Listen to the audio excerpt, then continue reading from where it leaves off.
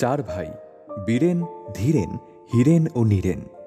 পরিবারের লজ্জা ও কলঙ্ক সেজ ভাই হীরেন, সে কেরানি।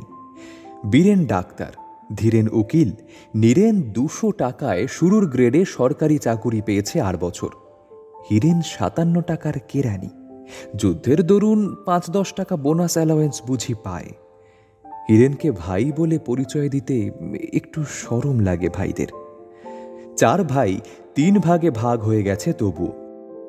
বাপের তৈরি বাড়িটাতে ভিন্ন ভিন্নভাবে বাজার করে রেঁধে বেড়ে শুধু নিজেদের ভালো মন্দ সুখ দুঃখ নিয়ে মাথা ঘামিয়ে 3টি অনাত্মীয় ভাড়াটের মতো তারা বাস করে। হঠাৎ টান পড়লে একটু চিনি, 2 পশলা তেল বা 1 খাবলা নুন ধার নেওয়া এ সংসার থেকে ও সংসারে, দান হিসেবে নয়, 2-4 দিনের মধ্যে ফিরিয়ে দেওয়া হবে। রেশনের বা কালোবাজারের মাল আনা হলে সঙ্গে সঙ্গে নিখুঁত মাপে তা ফিরিয়ে দেওয়া হয়। বড় 2 ভাইয়ের বউদের তরফের কোনো আত্মীয় স্বজনের কাছ থেকে বিশেষ কোনো উপলক্ষে খাবার টাবার বা মাছ টাছ এমন জিনিস যদি এত বেশি পরিমাণে আসে যে নিজেরা খেয়েও শেষ করবার আগেই পচে নষ্ট হয়ে যাবে, তখন বাড়তিটুকু ভাগ করে দেওয়া হয়। হীরেনদেরও দিতে হবে। কেরানি বলে তার বউ এসেছে গরিব পরিবার থেকে। তার বাপের বাড়ির দিক থেকে কখনো কিছু আসে না 5 জনকে দেবার মতো, কখনো কিছু আসে না 5 জনকে দেখানোর মতো, কখনো আসবেও না। তবু উপায় কি? এইটাই আসল কথা তাকে নিয়ে লজ্জা পাবার। একেবারে অনাত্মীয় ভাড়াটের মতো বাস করলেও বাস তো করে একই বাড়িতে। সবাই তো জানে যে তাদের ভাই, আত্মীয়, বন্ধু, পাড়া পড়শি সকলে। সেটা উড়িয়ে দেওয়া যায় না কোনো মতেই। বিশেষত বুড়ি মা আছেন হীরেনের দলে। প্রায়ই তিনি অসুখে ভোগেন, সর্বদা জপ তপ নিয়ে থাকেন। খান তিনি নিজের খরচে, কিন্তু হলেও তার দুধটুকু জাল দেওয়া, দইটুকু পেতে রাখা, চাল ডাল তরিতরকারিটুকু সিদ্ধ করে দেওয়া, এসব করতে হয় হীরেনের বউকে। অসুখ বিসুখে ব্রত পার্বণে বাড়তি দরকারের জন্য বউদের ডেকে হুকুম দেন, কিন্তু রোজকার খুঁটিনাটি সেবা গ্রহণ করেন শুধু হীরেনের বউয়ের কাছ থেকে। তার রেশন কার্ডের মাল হীরেন পায়। মাসের 1.5-2 মণ কয়লার দাম তিনিই দেন, আর ঠিকাঝির 8 টাকার মধ্যে 2 টাকা দেন, আর সাধারণভাবে সংসার খরচের হিসেবে দেন 10 টাকা। হীরেন ছাড়া সব ছেলের কাছ থেকে তিনি ভরণ পোষণের মাসিক খরচও নিয়মিত আদায় করেন কড়াকড়িভাবে। বীরেনের পসার বেশি, সে দেয় 30 টাকা। ধীরেনেরও পসার হচ্ছে, সে দেয় 20 টাকা। চাকরি হবার পর নীরেন 20 বা 50, মা যা চাইতেন তাই দিত। আজকাল বড় বউয়ের পরামর্শে দায়টা মাসিক 25 টাকায় বেঁধে দিয়েছে। নীরেনের বউ নেই, এখনো বিয়ে করেনি। ভাইরা যখন ভাগ হয়, এক বাড়িতে উনান জ্বালাবার আয়োজন করে 3টে। চোটে লাল হয়ে গিয়েছিলেন নীরেন। লজ্জায় দুঃখে দাপাদাপি করে গালাগালি দিয়েছিলেন ভাইদের, বিশেষভাবে বড় 2 জনকে। তখনও তার চাকরি হয়নি। তার খাওয়া পড়া, পড়াশোনার খরচ দেওয়ার দায়িত্ব এড়াতে বিশেষ করে ভাইরা ভিন্ন হচ্ছে মনে করে তার আঁতে ঘা লেগেছিল। আরও তার পড়বার ইচ্ছা ছিল। বিলাত যাওয়ার কথাটাও নাড়াচাড়া করছিল মনে মনে। এ সময় এরকম পারিবারিক বিপর্যয় ঘটাতে তার আঁতকে ওঠারই কথা। হীরেন তাকে বুঝিয়ে বলেছিল, কেন, এ তো ভালোই হলো। রোজ বিশ্রী খিটখিটে ঝগড়াঝাটি লেগেই থাকে। একটু দুধ, একটু করে মাছ, এই নিয়ে কি মন কষাকষি বলতো? দাদার আয় বেশি, তিনি ভালোভাবে থাকতে চান। মেজদারও ভালো উপার্জন, তিনিও খানিকটা ভালোভাবে থাকতে চান। আমি সংসারে মোটে 40 টাকা দিয়ে মজা করব আর ওরা কষ্ট করবে, সেটাও উচিত নয়। ভাই বলে কি কেউ কারো মাথা কিনে নিয়েছে নাকি যে খাওয়া খাবি কামড়া কামড়ি করেও একসাথে থাকতে হবে ভাই সেজে? তার চেয়ে ভিন্ন হয়ে সৎভাবে ভাইয়ের বদলে ভদ্রলোকের মতো থাকাই ভালো। তোমার চলবে? চলবে না, কষ্ট করে চলবে, তবে অন্যদিকে লাভ হবে। মাথা হেঁট করে থাকতে হবে না। যাই খাই যাই খাই খড়কুটো হজম হবে। তাহলে নিজে ভিন্ন হলেই পারতে এতদিন?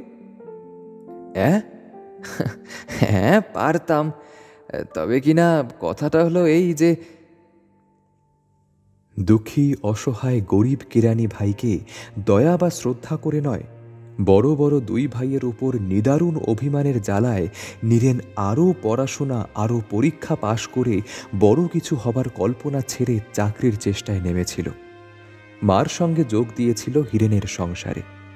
চাকরি হবার পরেও 200 টাকার শুরুর গ্রেডের সরকারি চাকরি হবার পরেও 2 মাস হীরেনের সংসারে ছিল। 3 সংসারের পার্থক্য ততদিনে স্পষ্ট থেকে স্পষ্টতর হয়ে উঠেছে। বড় বউ পুলকময়ী আর মেজ বউ কৃষ্ণপ্রিয়া চটপট অদল বদল করে নিজের নিজের সংসার সেজে ঢেলে গুছিয়ে নিয়েছে। আগেকার সার্বজনীন ভাড়ার ঘরটা ভেঙে চুরে নতুন জানালা দরজা তাক বসিয়ে পুলক করে নিয়েছে ঝকঝকে তকতকে সাজানো গোছানো আলো বাতাস ভরা আধুনিক রান্নাঘর। দেখে বুক ফেটে গেছে কৃষ্ণপ্রিয়ার আফসোসে। সে যদি চেয়ে নিত ভাড়ার ঘরটা রান্নাঘর করার জন্য, উনান টুনান বসানো নতুন রান্নাঘর পেয়ে ভেবেছিল সে খুব জিতে গেছে। ভাবতেও পারেনি যে দিন কয়েক বারান্দায় তোলা উনানে রান্নার কষ্ট সহ্য করে ভাড়ার ঘরকে এমন সুন্দর রান্নাঘর করা চলে। সেজ বউ লক্ষ্মীও তাকে ঠকিয়ে জিতে গেছে পুরানো নোংরা রান্নাঘরটা পেয়ে। মেঝেতে ফাটল আর গর্ত, কালি ঝুল মাখা চুনকালি খসা দেওয়াল, একটু অন্ধকার, কিন্তু ঘরটা মস্ত বড়। মিস্ত্রি লাগিয়ে কিছু পয়সা খরচ করলে ওই ঘরখানা দিয়েই বউকে হারানো যেত। চাকর বাজার করে, ঠাকুর ভাত রাঁধে, পুলকময়ী ঘরদুয়ার সাজিয়ে গুছিয়ে পরিষ্কার পরিচ্ছন্ন রাখে, নিজে সাজে আর ছেলে মেয়েকে সাজায়, পাড়া বেড়ায়, নিন্দে করে কেরানি দেওর আর তার বউয়ের। ধীরেন বাজার করে, ঠাকুর ভাত রাঁধে, কৃষ্ণপ্রিয়া সস্তা চটকদার আসবাব ও শাড়ি কিনে বড় বউয়ের সঙ্গে সমান তালে পাল্লা দেওয়ার চেষ্টায় নিজের ঘরদুয়ার সাজিয়ে গুছিয়ে পরিষ্কার পরিচ্ছন্ন রাখে, নিজে সাজে মেয়েটাকেও সাজায়, অর্গ্যান বাজিয়ে গান করে, কেঁদে কেটে চিঠি লিখে ঘন ঘন বড়লোক মামা মামি মামাতো ভাই বোনেদের দামি মোটরে চাপিয়ে বাড়ি আনায় পাড়ার লোকের কাছে নিজেকে বাড়াবার জন্য। ফর্সা রং আর থলথলে মাংসালো যৌবনের গর্বে মাস্টারনির মতো পাড়ার মেয়েদের কাছে বর্ণনা করে পাড়ার প্রত্যেকটি মেয়ে বউয়ের শোচনীয় রূপের অভাব। বানিয়ে বানিয়ে যা মুখে আসে বলে যায় শাশুড়ি ননদ যা দেওরদের বিরুদ্ধে। তবু পুলকময়ীর সাথে পাল্লা দিতে পারে না বলে জ্বলে পুড়ে মরে যায়। যুদ্ধের বাজারে বীরেনের পসার বড় বেশি বেড়েছে। 2 টাকার বদলে 8 টাকা ফি করেও গাদা গাদা কল পাচ্ছে। ঘরে এনেছে দামি আসবাব, পুলককে দিয়েছে শাড়ি গয়না, মোটর কিনেছে সেকেন্ড হ্যান্ড, জমিও কিনেছে সেকেন্ড হ্যান্ড, জমি কিনে আয়োজন করেছে বাড়ি করবার। ধীরেনেরও ওকালতির পসার বেড়েছে বেশ, তবে বীরেনের ডাক্তারি পসারের সঙ্গে তুলনাই হয় না। নীরেনও যেন তার হাত বাড়ানোর জন্যই প্রস্তুত ছিল। হীরেনের সংসারের অশান্তি উদ্বেগ আর অভাবের সঙ্গে একটানা লড়াই, মার গুম খাওয়া এক গুয়ে সেকেলে ভাব তার জীবনে বিতৃষ্ণা এনে দিয়েছে। প্রায়ই তাকে বাজার করতে হয়, প্রায়ই তাকে গিয়ে দাঁড়াতে হয় রেশনের লাইনে। মার আবদার আর হুকুম সমানে চলেছে তারই উপরে, আর যেন ছেলে নেই তার। তাছাড়া সব বড় ভোঁতা, বড় নোংরা। বড় বউ আর মেজ বউয়ের প্রায় 4 বছর পর বউ হয়ে এসেছে লক্ষ্মী। তার ছেলেমেয়ের সংখ্যা ওদের দুজনের ছেলেমেয়ের সমান। সারাদিন সে শুধু রাঁধছে বাড়ছে, ছেলেমেয়েদের খাওয়াচ্ছে পড়াচ্ছে, বুড়ি শাশুড়ির সেবা করছে, গাদা গাদা জামা কাপড় সিদ্ধ করছে আর কপালকে দোষ দিচ্ছে। সর্বদা বলছে, মরলে জুড়োবো, তার আগে নয়। ঘর সংসার সে সাজায় গোছায় অতি যত্নে। পুরানো বাক্স প্যাটরা, রংচটা খাট চেয়ার, ছেঁড়া জামা কাপড়, ময়লা কাঁথাখানি দিয়ে যতটা সাজাতে গোছাতে পারে। রান্নাঘর ধোয়ায় দুবেলা, নোংরা রান্নাঘর। এ ঘরে রান্না করা ডাল ভাত মাছ তরকারি খেতে ঘেন্না করে নীরেনের। খেতে বসলে আবার প্রায়ই পুলক বা কৃষ্ণপ্রিয়া রান্নাঘর থেকে ভেসে আসে ঘি, পেঁয়াজ, মাংস, এলাচের গন্ধ। ঠাকুরপো, কাল তোমার নেমন্তন্ন, নিজে রেঁধে খাওয়াবো।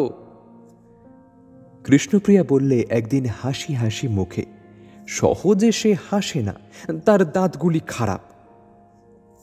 হে মাগো, এমন অগোছালো কি করে থাকো বলো তো ঠাকুরপো? ছি ছি ছি ছি, ছে, চারিদিকে ঝুল। এই খাটের নিচে ধুলো পড়ে নরক জমে গেছে। উফ, কি ছড়িয়ে ভিড়িয়ে রেখেছে সব। ছ্যা ছ্যা ছ্যা, এতগুলো টাকা করে ঢালছো মাসে মাসে, ঘরটাও কি একটু সাফ সুরত করে দিতে পারে না তোমার?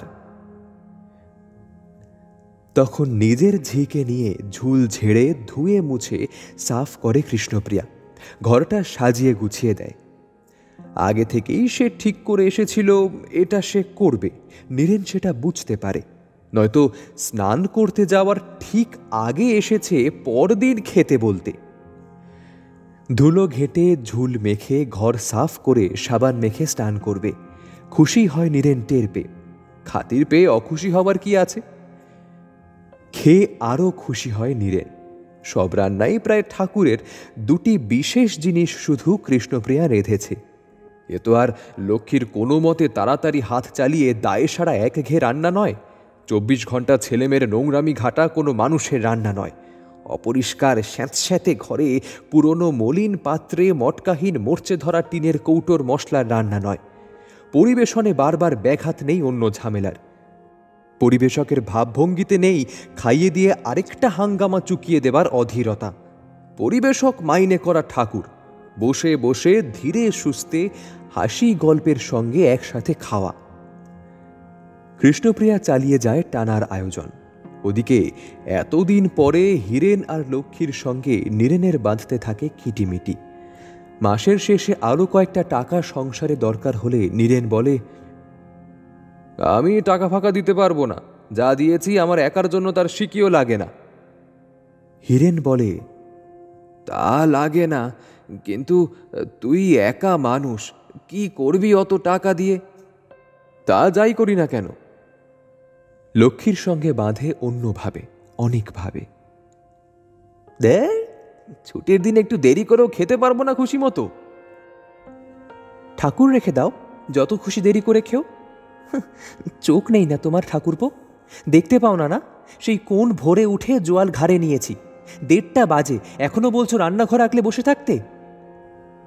আমি যে টাকা দিই। টাকা দাও বলে কি বাদি কিনেছ আমায়? এই লক্ষ্মীর দোষ, খাতির করে না। এতগুলি করে টাকা নীরেন ঢালে তার সংসারে, তবুও খাতির করে না। হীরেনও যেন কেমন ভাব দেখায়, ঠিক ছোট ভাইয়ের মতো ব্যবহার করে তার সঙ্গে। মাসে মাসে এতগুলি টাকা সাহায্য করে ওর সংসার চালু রেখেছে। একটু যে বিশেষ নম্রতার সঙ্গে, একটু বিশেষ মিষ্টি সুরে কথা বলবে তার সঙ্গে, সে চেষ্টাও নেই। মোটেই যেন কৃতজ্ঞ নয়, অনুগত নয় দুজনে। হাড় ভাঙা খাটুনি আছে, অভাব অনটন চিন্তা ভাবনা আছে, ঝঞ্ঝাট আছে অঢেল। কিন্তু সেই জন্যই তো তাকে বেশি করে খাতির করা উচিত। তার সাহায্য বন্ধ হলে অবস্থা কি দাঁড়াবে কখনো ভেবে দেখেছে? এত ভাবে আর এই কথাটা ভাবে না। নীরেন নিজেই আশ্চর্য হয়ে যায় ভেবে। পরের মাসের 1 থেকে নীরেন ভিড়ে গেল কৃষ্ণপ্রিয়ার সংসারে। হীরেনকে কিছু কিছু সাহায্য করবার ইচ্ছা তার ছিল, কিন্তু কৃষ্ণপ্রিয়া অকাঠ্য যুক্তি দেখিয়ে সেই ইচ্ছাকে ফাঁসিয়ে দিল। বুড়িমাকে মাসে মাসে সে 40 টাকা করে দেবে ঠিক হয়েছে। বুড়ি কি খাবে ও টাকাটা? হীরেনকেই দেবে। ও 40 টাকা একরকম তুমি হীরেনকেই দিচ্ছ, সোজাসুজি আরও দেবার কি দরকার আছে কিছু? না, সেটা উচিত। ওরা তো যত পাবে ততই নেবে, কিছুতেই কিছু হবে না ওদের। তলে তলে টাকা জমাচ্ছে বুঝলে, আর বাইরে গরিবনা। কৃষ্ণপ্রিয়াকে নিজের জন্য হাত খরচের টাকা দিয়ে প্রতিদানে স্পষ্ট কৃতজ্ঞতা পেয়ে পুলক বোধ করে নীরেন। মাসে মাসে লক্ষ্মীর হাতে হাত খরচের টাকা দিয়েছে, খরচ করেছে, যা বেঁচেছে ব্যাংকে জমা দিয়ে এসেছে। লক্ষ্মী নির্বিকারভাবে আঁচলে বেঁধেছে নোটগুলি। ব্যাংকের লোকেরা যেন তাকে গ্রাহ্যই করে না। কৃষ্ণপ্রিয়ার হাতে নোটগুলি দিতেই আনন্দে সে এমন বিহ্বল হয়ে যায়, কথা বলতে গিয়ে এমন করে তোতলায়। হেস্তনেস্ত যা হবার তা হলো। পৃথিবীজোড়া মহাযুদ্ধ থেকে শুরু করে তাদের পারিবারিক যুদ্ধ পর্যন্ত যার যা দখল সে তা নিয়েছে। যে যেভাবে যার সাথে বাঁচতে চায় সে সেইভাবেই তার সাথে বাঁচবার ব্যবস্থা করে নিয়েছে।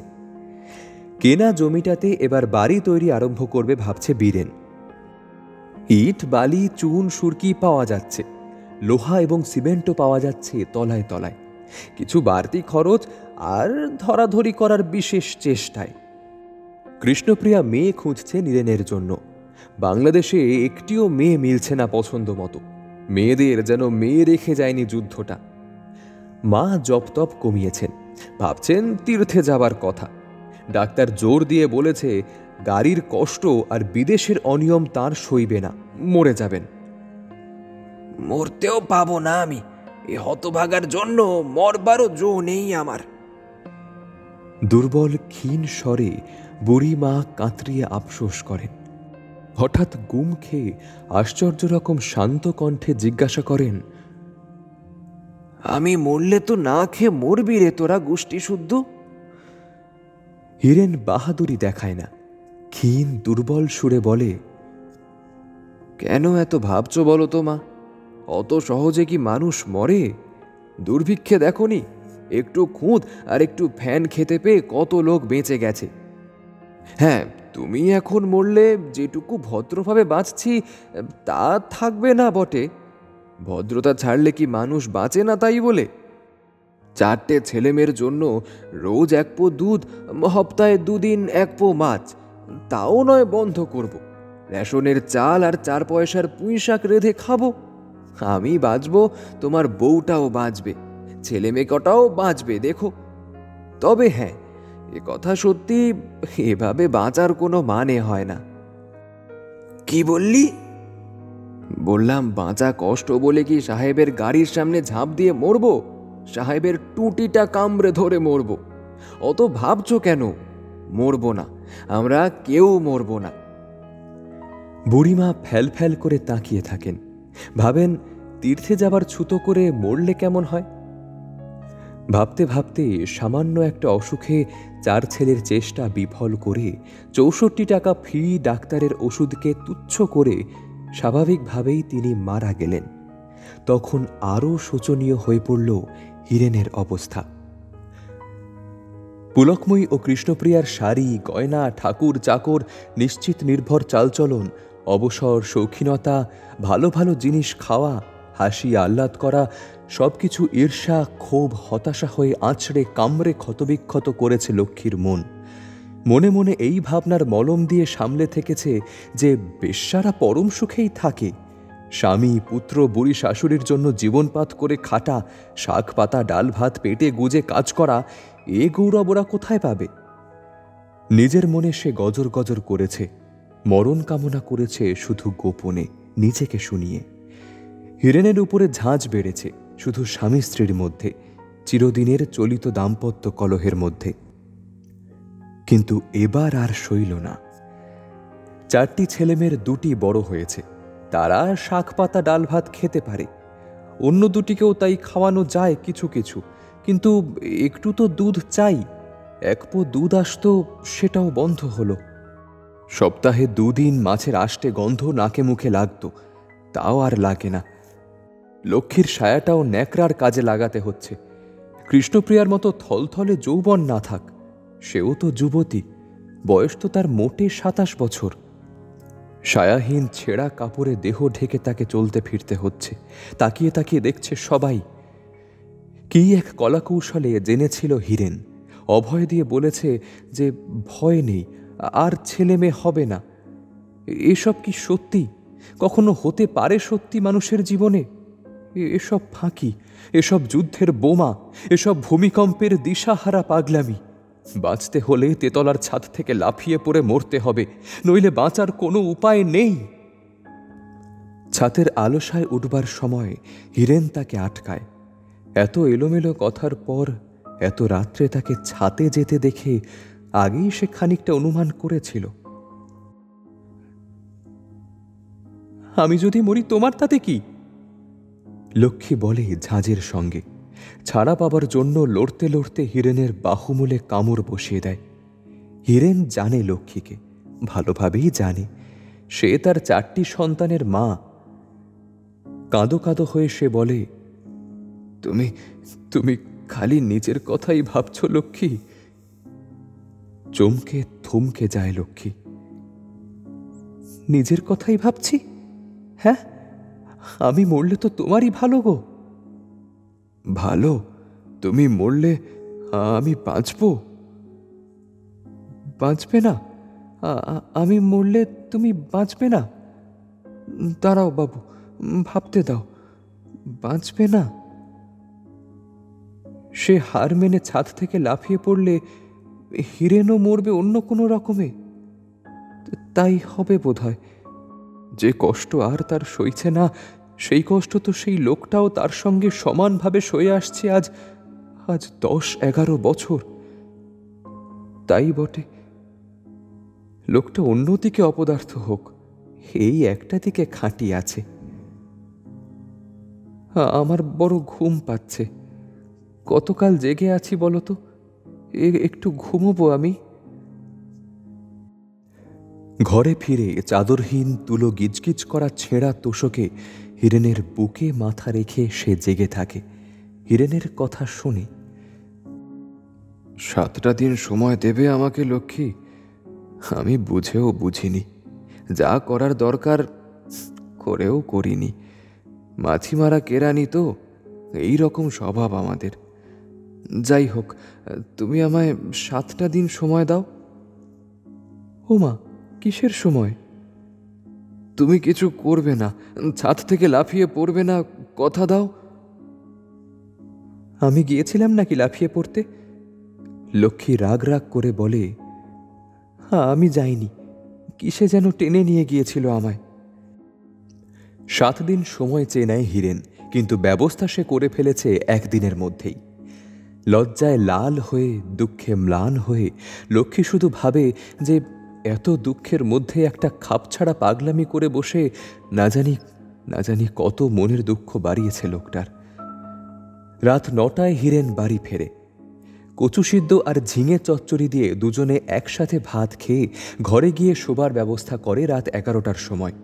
লক্ষ্মী জিজ্ঞাসা করে, কোথায় ছিলে? এই তো এই পাড়াতেই ছিলাম। আরে রমেশ, ভূপেন আর কানাই আমারই মতো কেরানি, চেনো তো ওদের বাড়িতেই। ও ভালো কথা, কাল ভোরে ওদের বউরা তোমার সঙ্গে দেখা করতে আসবে।